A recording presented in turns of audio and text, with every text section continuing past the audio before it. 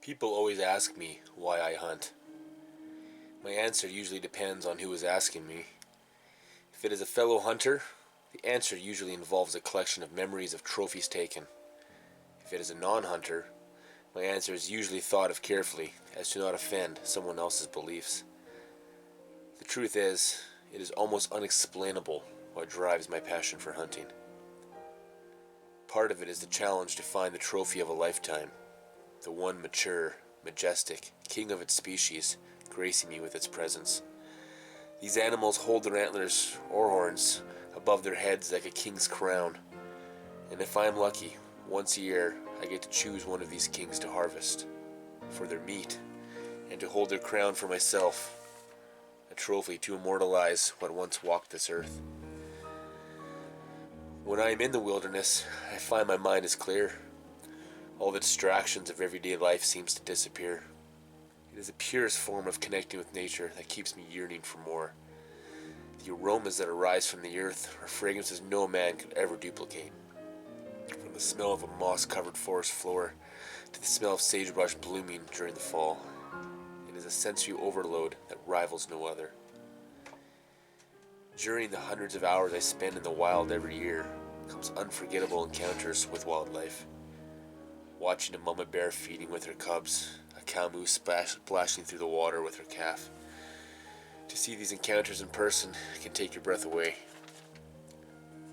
The sounds that come from these animals cannot be truly understood unless you hear it echoed through the forest.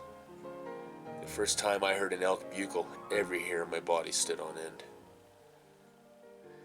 The sounds of crashing antlers as two bucks or bulls scrap for dominance. And on a few occasions where I've snuck in unnoticed, I've watched Mama Bear talk to her cubs, as the cubs talk back to her as she teaches them the way of the woods. How do I explain all these things when I am asked why I hunt? Hunters bring in millions of dollars each year with tags, licenses, and other economic revenue. A lot of this money goes back into conservation and habitat protection to protect these animals and the lands they inhabit. I believe myself to be a true conservationist. I couldn't imagine a world where any of these animals did not exist.